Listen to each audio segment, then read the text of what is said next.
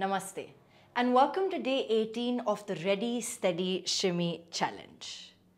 Things are getting a little hotter, stronger, more creative because that's the week that we're in. I definitely see everybody applying the shimmies and the combos along with interesting things happening in space, beautiful arm usage, beautiful footwork, wonderful and very interesting combos. It's so pleasurable to see everybody really sinking into their creative forces, their creative energies, and to make it theirs and to make it original and novel for themselves and part of their own unique personality. So today we're going to move on to another shimmy layering movement, not a combo, movement, which then you are going to use in a way that is creative for you. So the presentation of it is as creative as you can make it. So we're standing at our oriental, gentle diagonal angle, and this movement is made up of an 8 in a direction like this as well as like this. You're kind of creating an infinity within this plane.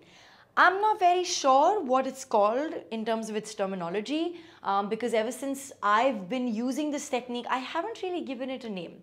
It's more an infinity or an 8. There might be people or schools that are giving it a particular name, but like I said, it's less about the names, it's more about the movement quality. So if you've seen this movement or if you've tried it before, then you'll probably have more ease with it. Otherwise, I'm just going to break it down for those who don't know. A gentle breakdown. So the motion is a back twist, a lift and a forward. And then from the forward, you push it and bring it into a back. So you're almost using your internal abdominal oblique muscles to create an infinity facing this direction. So it's like the infinity is being drawn like this. You see, I'm kind of also creating the shape with my hand. So here, here, upwards in that direction and back.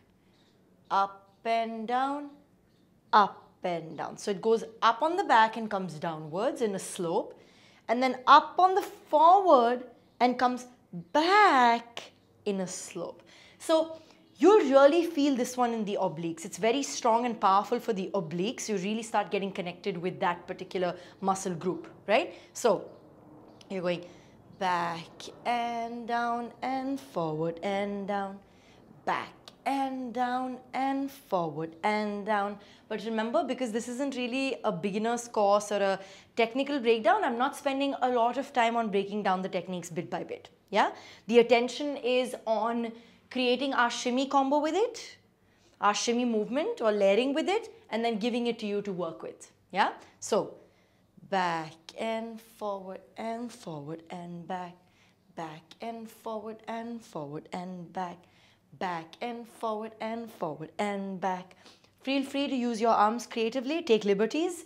Now, what we can do is add our shimmies to this. So either we're working with the shimmy on the back part to the front and then not on the forward, or not on the back and shimmy on the frontal part, or adding our shimmies to it through and through.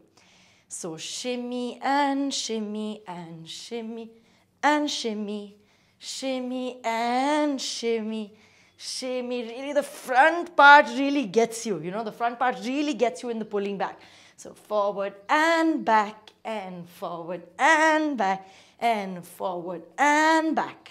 So same way you can try it on the other side. Let's try to practice this with a little bit of music as well. Try to go a little slow with it so you really spend time drilling the shimmy with the movement. Okay. 5, 6, 7 and.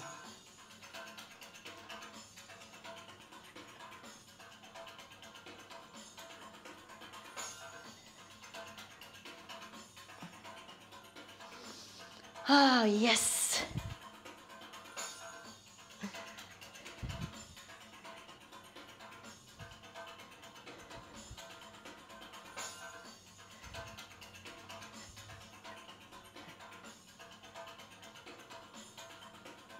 And the other side. 5, 6, 7, go. Now I'm going to play with this one. I might do a shimmy half part or the other half or both together, depending on what I feel like.